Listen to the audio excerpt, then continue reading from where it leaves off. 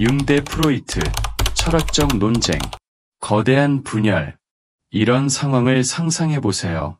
심리학계의 가장 뛰어난 두 천재가 한때는 가까운 친구이자 지적 동반자였던 그들이 서로 마주 앉아 격렬한 논쟁을 벌이고 있습니다. 이 논쟁은 인간 정신에 대한 우리의 이해를 영원히 바꿔놓을 것입니다. 한쪽에는 정신분석학의 아버지 지그문트 프로이트가 있습니다. 그는 우리 모두가 무의식 깊숙이 묻혀있는 원시적인 성적, 공격적 충동에 의해 움직인다고 확신했습니다. 다른 한쪽에는 그의 제자에서 라이벌이 된 칼 융이 있습니다.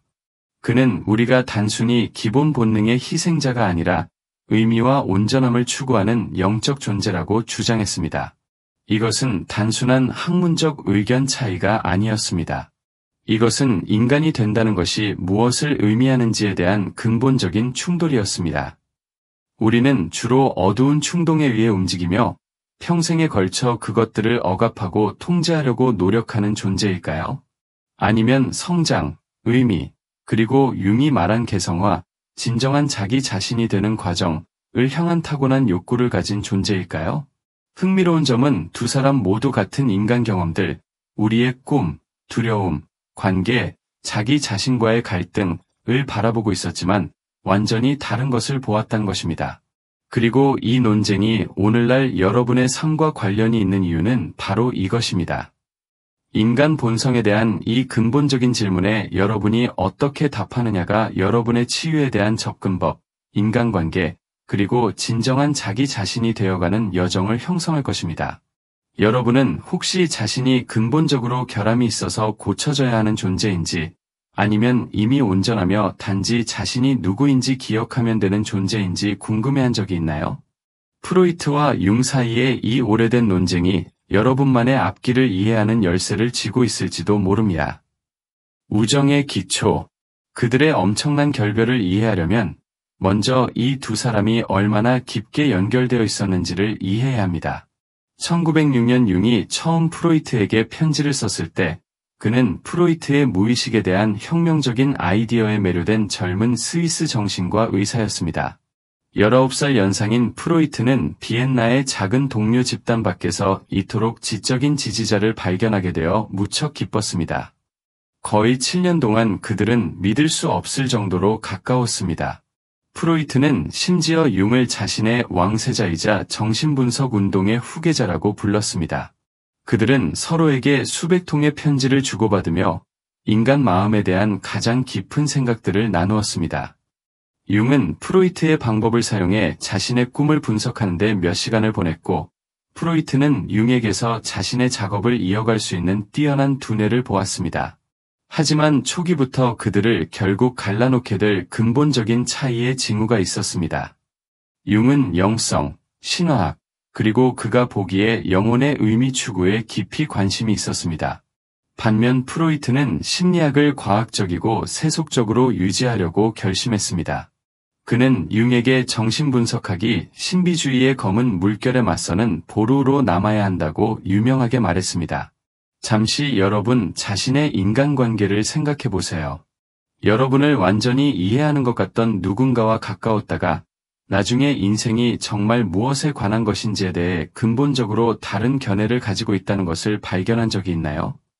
융과 프로이트의 이야기는 우리와 가장 비슷해 보이는 사람들이 결국 우리에게 가장 깊은 도전을 주는 사람들이 될 수 있다는 것을 보여줍니다. 그들 갈등의 씨앗은 처음부터 거기에 있었지만 심리학을 두 개의 뚜렷한 진영으로 나눌 철학적 지진으로 완전히 꽃피우기까지는 몇 년이 걸릴 것이었습니다.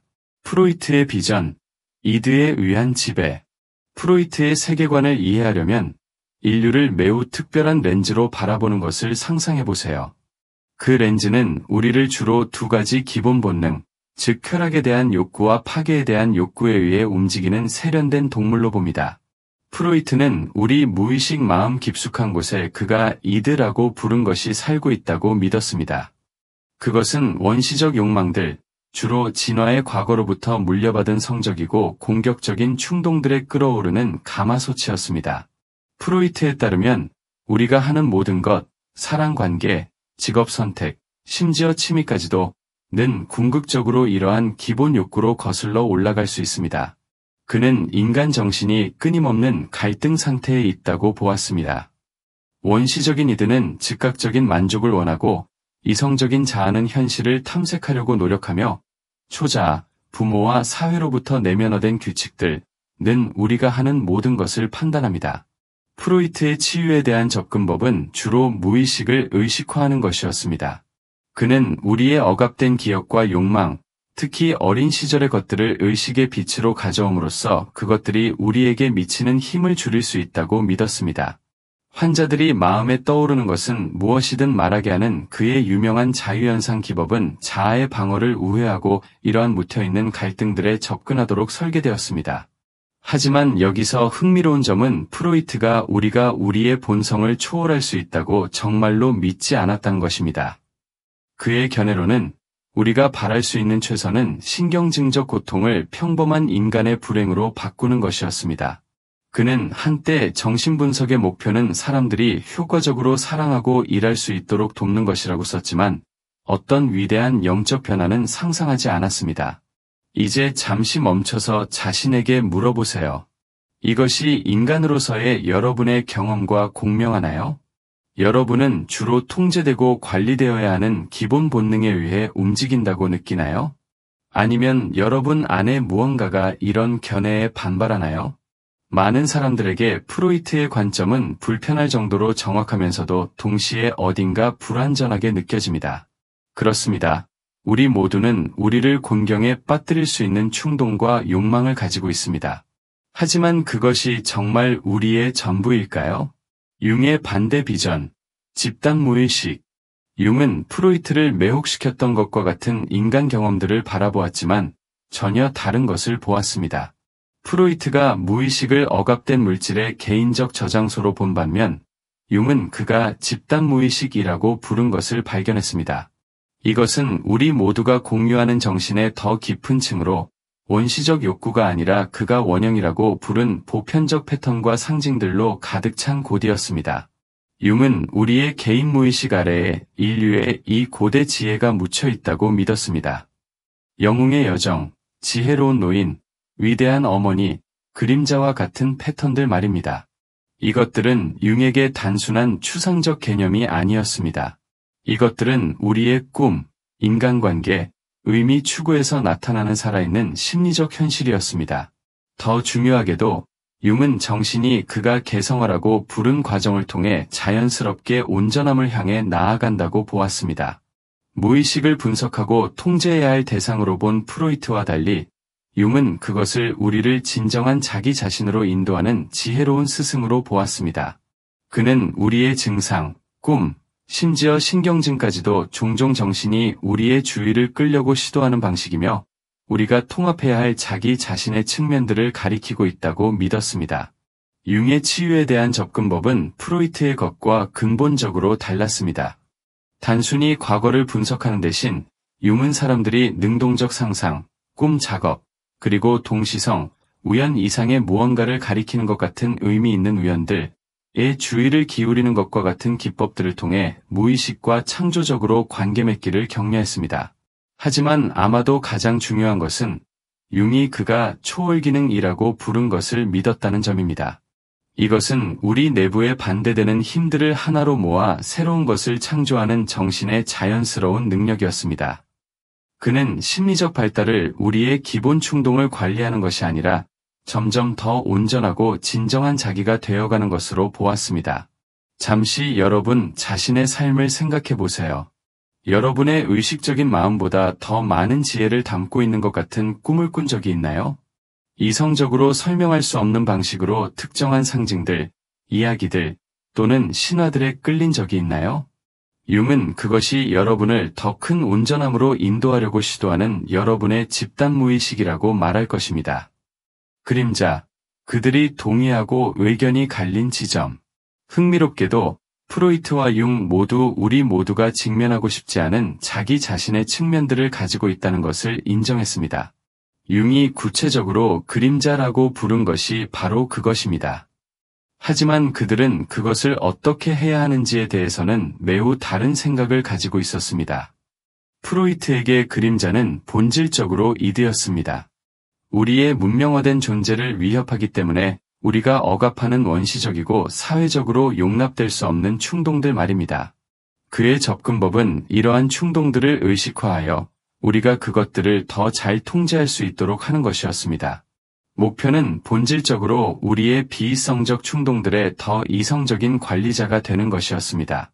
융의 그림자에 대한 이해는 훨씬 더 미묘했습니다. 그렇습니다. 그림자는 우리의 거부된 충동들과 사회적으로 용납될 수 없는 특성들을 포함합니다. 하지만 융은 그것이 또한 우리가 온전함을 위해 필요한 엄청난 에너지와 창조성을 포함하고 있다는 것을 깨달았습니다.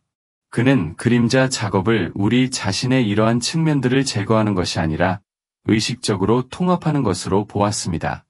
융은 우리가 자기 자신에게서 저항하는 것이 종종 성장을 위해 필요한 바로 그 특성들을 포함하고 있다고 믿었습니다. 항상 친절하다는 것을 자랑스러워하는 사람은 건강한 분노에 접근해야 할지도 모릅니다. 자신을 완전히 이성적이라고 보는 사람은 감정적이고 직관적인 면을 포용해야 할지도 모릅니다. 하지만 융의 통찰이 여러분 자신의 삶에 깊이 실용적이 되는 지점은 바로 여기입니다. 그는 우리가 우리의 그림자를 다른 사람들에게 투사하는 경향이 있다는 것을 깨달았습니다. 다른 사람들에게서 우리를 가장 짜증나게 하는 특성들은 종종 우리가 자기 자신에게서 부인한 바로 그 특성들입니다. 이기심으로 여러분을 미치게 만드는 사람은 여러분 자신의 표현되지 않은 경계 설정의 필요성을 보여주고 있을지도 모릅니다. 자신감이 여러분을 짜증나게 하는 동료는 여러분 자신의 표현되지 않은 힘을 반영하고 있을지도 모릅니다. 융의 그림자 작업에 대한 접근법은 혁명적이었습니다. 우리 자신의 이러한 측면들을 제거하려고 시도하는 대신 우리는 그것들이 무의식에서 우리를 통제하지 못하도록 의식적으로 통합해야 합니다. 이것은 모든 충동을 행동으로 옮긴다는 뜻이 아니라 오히려 자기 자신의 모든 부분을 인정하고 수용함으로써 그것들이 무의식에서 우리를 통제하지 못하게 한다는 뜻입니다. 지금 당장 자신에게 물어보세요. 여러분의 삶에서 누가 가장 강한 부정적 반응을 불러일으키나요? 그들이 보여주는 바로 그 특성들이 여러분의 주의를 끌려고 하는 여러분 자신의 그림자의 측면들이라면 어떨까요? 결별, 거인들의 충돌. 융과 프로이트 사이의 최종 결별은 1913년에 일어났으며 그것은 전문적이면서 동시에 깊이 개인적이었습니다. 직접적인 계기는 융이 성적 욕구를 인간 행동의 주요 동력으로 보는 프로이트의 강조에 도전한 무의식의 심리학을 출간한 것이었습니다. 하지만 진짜 문제는 훨씬 더 깊었습니다. 그들은 인간이 된다는 것이 무엇을 의미하는지, 그리고 치유가 실제로 어떤 모습인지에 대해 근본적으로 다른 비전을 가지고 있었습니다. 프로이트는 배신감을 느꼈습니다. 자신이 선택한 후계자, 아들처럼 멘토링하고 사랑했던 남자가 정신분석학의 핵심 원칙들을 공개적으로 거부하고 있었습니다.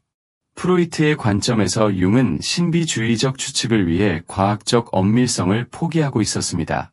그는 융이 종교적 콤플렉스를 가지고 있으며 인간 본성의 가혹한 현실을 직면할 수 없다고 비난했습니다. 반면 융은 프로이트가 인간 경험의 무한한 복잡성을 단순한 생물학적 욕구로 축소하려고 한다고 느꼈습니다. 그는 프로이트에게 이렇게 썼습니다. 당신의 제자들을 환자처럼 다루는 기술은 실수입니다. 그런 식으로는 노예 같은 아들들이나 건방진 강아지들만 만들어낼 뿐입니다. 그들의 결별의 개인적 차원은 두 사람 모두에게 파괴적이었습니다. 이 시기에 그들의 편지들은 서로를 깊이 아꼈지만 더 이상 그들의 철학적 차이를 메울 수 없는 두 사람을 보여줍니다. 융은 나중에 프로이트와의 결별이 필요하게 된 우정의 상실과 같았다고 썼습니다. 하지만 여기서 주목할 만한 점은 두 사람 모두 그들의 아이디어를 계속 발전시켰고 그들의 의견 차이 때문에 심리학이 더 풍부해졌다는 것입니다. 프로이트 정신분석학은 사람들이 과거가 현재를 어떻게 형성하는지 이해하도록 돕기 위해 발전했습니다. 융 분석학은 사람들이 온전함을 향한 진정한 경로를 발견하도록 돕기 위해 발전했습니다. 이 분열은 오늘날 심리학에 여전히 존재하는 긴장을 반영하며 더 중요하게는 우리 각자 내부에 존재하는 긴장을 반영합니다. 우리 중 일부는 인간 본성에 대한 프로이트의 현실적인 관점과 우리의 무의식적 동기를 이해하는 것의 중요성에 공명합니다. 우리 중 일부는 성장, 의미, 그리고 변화의 가능성에 대한 융의 비전에 끌립니다. 여러분은 혹시 자기 자신을 있는 그대로 받아들이는 것과 성장할 잠재력을 믿는 것 사이에서 찢어진 적이 있나요? 그것이 바로 여러분 자신의 정신에서 벌어지고 있는 융프로이트 논쟁입니다. 어떤 길이 당신에게 말을 거나요? 우리의 탐구가 끝에 가까워지면서 이제 여러분 자신에게 중요한 질문을 해야 할 때입니다. 어떤 접근법이 인간으로서의 여러분 자신의 경험과 더 깊이 공명하나요? 만약 여러분이 프로이트의 접근법에 끌린다면 여러분은 아마도 특히 어린 시절에 형성된 여러분 패턴의 근본 원인을 이해하는 것에 가치를 두는 사람일 것입니다. 여러분은 꿈을 분석하고 무의식적 동기를 탐구하며 과거의 관계들이 현재의 관계들을 어떻게 형성하는지 이해하는 것이 도움이 된다고 느낄 수 있습니다. 프로이트적 접근법은 트라우마를 이해하고 극복해야 하는 사람들이나 이성적인 마음이 자신이 이해하지 못하는 감정적 패턴들에 의해 계속 방해받는다고 느끼는 사람들에게 매우 가치가 있을 수 있습니다.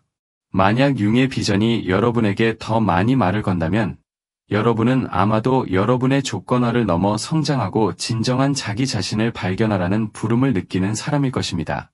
여러분은 무의식의 지혜로부터의 안내로서 꿈을 탐구하고 동시성에 주의를 기울이며 단순히 해결해야 할 문제가 아니라 성장의 기회로서 여러분의 도전들을 보는 것에 끌릴 수 있습니다. 융적 접근법은 종종 문제를 관리하는 것보다 삶에 더 많은 것이 있다고 느끼는 사람들, 의미, 목적, 그리고 자기 자신과의 더 깊은 연결을 찾고 있는 사람들에게 어필합니다. 하지만 여기 아름다운 진실이 있습니다. 여러분은 단 하나의 접근법만 선택할 필요가 없습니다. 많은 현대 치료사들이 두 전통 모두에서 통찰을 통합합니다. 여러분은 프로이트적 기법들이 여러분의 패턴을 이해하는 데 도움이 되는 동시에 융적 접근법들이 미래의 자기 자신을 상상하고 창조하는 데 도움이 된다는 것을 발견할 수 있습니다. 진짜 질문은 프로이트나 융 중 누가 옳았는가가 아닙니다. 여러분의 삶에서 이 특별한 순간에 어떤 접근법이 여러분의 성장에 도움이 되는가입니다. 여러분은 오래된 상처를 이해하고 치유해야 하는 단계에 있나요?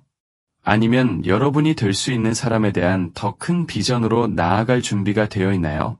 지금 당장 잠시 시간을 내어 성찰해 보세요. 여러분의 삶에서 지금 가장 필요한 것은 무엇인가요? 여러분 패턴에 대한 더 깊은 이해인가요? 아니면 여러분 잠재력에 대한 더 명확한 비전인가요? 당신만의 온전함을 향한 여정. 심리학의 가장 위대한 논쟁 중 하나에 대한 이 탐구를 마무리하면서 프로이트와 융 모두가 동의했을 한 가지를 여러분에게 남기고 싶습니다. 무의식은 여러분이 그것과 관계 맺을 의지가 있다면 여러분의 삶을 변화시킬 수 있는 엄청난 지혜를 담고 있다는 것입니다. 그 무의식을 주로 억압된 갈등을 포함하고 있는 것으로 보든 원형적 지혜를 포함하고 있는 것으로 보든 두 사람 모두 우리 대부분이 의식의 표면 아래에서 우리 삶을 형성하고 있는 힘들을 인식하지 못하기 때문에 우리의 잠재력보다 훨씬 아래에서 살고 있다는 것을 이해했습니다. 융은 인간 삶의 목표가 개성화, 우리가 받아들인 모든 조건화, 기대, 역할들 밑에 있는 진정한 우리 자신이 되는 것라고 믿었습니다. 그는 이것을 우리의 그림자를 포함하여 자기 자신의 모든 측면들을 통합하고 세상에 대한 우리의 독특한 기여를 발견하는 평생의 여정으로 보았습니다. 프로이트는 목표가 무의식적 고통을 의식적 선택으로 바꾸는 것, 무의식적 갈등들의 강박에서 벗어나 효과적으로 사랑하고 일할 수 있을 정도로 자기 자신을 깊이 이해한 것이라고 믿었습니다. 하지만 제가 두 접근법 모두에서 가장 강력하다고 생각하는 것은 이것입니다. 둘 다 엄청난 용기를 요구한다는 것입니다. 여러분의 그림자를 직면하는 데에는 용기가 필요합니다. 그것을 이해되어야 할 원시적 충동으로 보든 통합되어야 할 거부된 자기 자신의 측면으로 보든 말입니다. 여러분의 패턴, 인간관계, 가장 깊은 동기들을 검토하는 데에는 용기가 필요합니다. 그리고 여러분이 현재 믿고 있는 것보다 더 많은 것이 가능할지도 모른다고 상상하는 데에는 용기가 필요합니다. 그래서 여기 여러분을 위한 저의 도전이 있습니다. 오늘의 탐구에서 하나의 통찰을 선택하고 그것을 더 깊이 탐구하겠다고 약속하세요. 앞으로 일주일 동안 여러분의 꿈에 주의를 기울이는 것일 수도 있습니다. 다른 사람들에게서 여러분의 가장 강한 반응을 불러일으키는 것이 무엇인지 정직하게 검토하는 것일 수도 있습니다. 여러분이 세상으로부터 숨겨왔던 진정한 자기 자신의 어떤 부분이 무엇인지 스스로에게 묻는 것일 수도 있습니다. 융과 프로이트 사이의 논쟁은 단순한 지적 연습이 아닙니다. 그것은 자기 자신을 더 깊이 이해하고 더 진정하게 살라는 초대입니다. 여러분의 무의식은 여러분의 꿈, 감정, 인간관계, 그리고 증상들을 통해 매일 여러분에게 말을 걸고 있습니다. 문제는 이것입니다. 여러분은 들을 준비가 되어 있나요? 여러분의 도전들을 고쳐져야 할 문제가 아니라 더 온전해지라는 초대로 접근한다면 여러분의 삶은 어떤 모습일까요? 아래 댓글에서 여러분의 생각을 나누어 주세요. 그리고 이 탐구가 여러분 안에서 무언가를 불러일으켰다면 좋아요 버튼을 누르고 여러분의 삶을 변화시킬 수 있는 지혜에 대한 더 깊은 탐구를 위해 구독해주세요. 기억하세요. 무의식을 의식화하는 프로이트의 길을 따르든 개성화의 융의 길을 따르든 자기 자신을 이해하는 여정은 여러분이 평생 할 수 있는 가장 중요한 일입니다. 여러분의 정신은 이미 여러분을 온전함으로 인도하려고 노력하고 있습니다. 여러분은 단지 어떻게 들어야 하는지 배우기만 하면 됩니다.